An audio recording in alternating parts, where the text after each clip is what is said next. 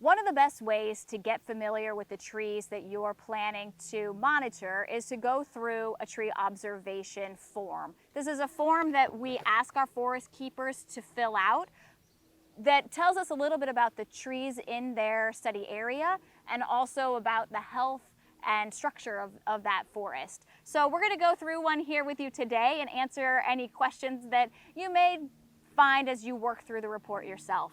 The tree observation report is really just a simple one-page form. You can find this in your leaflet when you get your quarterly newsletter, or you can find it online. And basically what we're looking for is just a general assessment. When you become a forest keeper, we'll send you a packet of information, and I have a couple of things here that'll give you a manual and a field guide. We'll give you some information on how to monitor the health of a tree in a forest, so you'll have some confidence moving into this process. You may want to invest in a species ID book, a nice Trees of Missouri book, for example, to help identify some of the species that you come across. We're looking here at a nice big hackberry tree. It's a nice Missouri native, and so this will be one of the trees in our plot.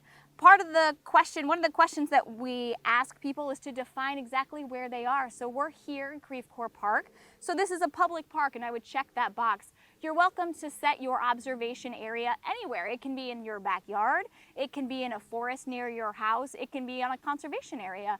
Just pick one spot that you plan to revisit and want to get familiar with over even the course of months or years, and follow those trees along and set a boundary for where you're going to plan on observing trees over time.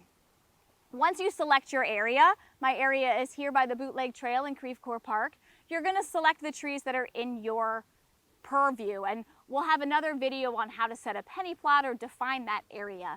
Right now we're just going to go through one tree here with this hackberry. Ultimately what we're going to do is just write down the species. So once we've assessed this nice knobby bark and the telltale leaf structure of the hackberry, we write that species down, and a common name is fine for this, but if you want to put the scientific name, you're welcome to do that. Then we ask for a size, a diameter size. We measure that with our Biltmore stick, and you'll get a Biltmore stick in your materials for Tree Keeper. We measure it here at 4.5 feet, and this tree measures at 33 inches in diameter, so we'll write that down there. We measure the diameter again at 4.5 feet up from the trunk of the tree. And then we ask for very basic information. Is this tree a small, a medium, or a large tree? So obviously you can see from this broad canopy that this is a large tree, so we'll just connect that and circle that. Is the tree dead or alive? Make sure that you include dead trees in your site on your form, because we want to know how many trees on your plot are actually still alive and thriving.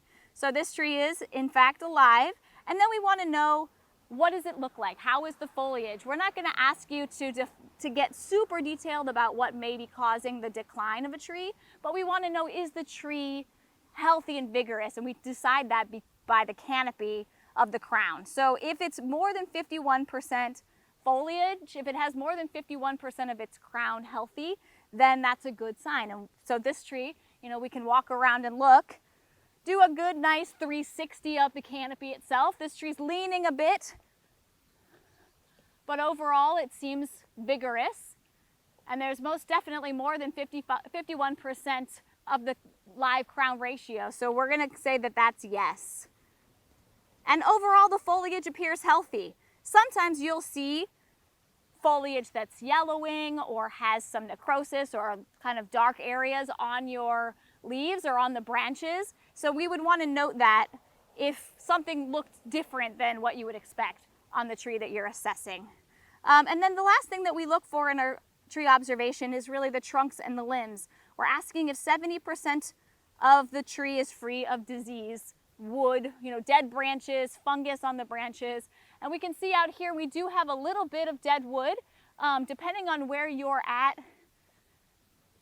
with your tree observations, if you're in an urban park or a manicured area versus a woodland area, you may see more or less of that wounds and diseases on the branches and trunks of the trees. So don't worry, we just want to get a good handle on kind of what the state of the health of those trees is. And in this particular case, 70% of the limbs are free of disease.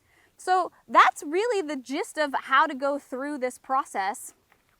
You want to collect, if there are any typical problems. If you're in an area and you see a particular concern of note, if an area is compacted, for example, or if there's a lot of standing water, those things might be problems that you want to write down and note and monitor over time.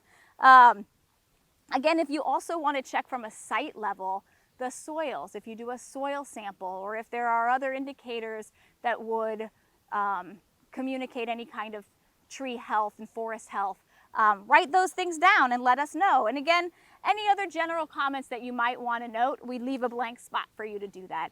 Once you're finished with this, you send this in and we collaborate with all the tree keeper networks across the region, and we take that information and roll it up to the Missouri Department of Conservation, and it really provides a snapshot in time of what's going on in people's backyards. We have so many ways to manage public lands, but this kind of information really helps us see what you're seeing in your backyard and gives us clues to what could possibly be emerging problems down the road. So thanks so much for all you do in the Forestkeeper Network. We appreciate it.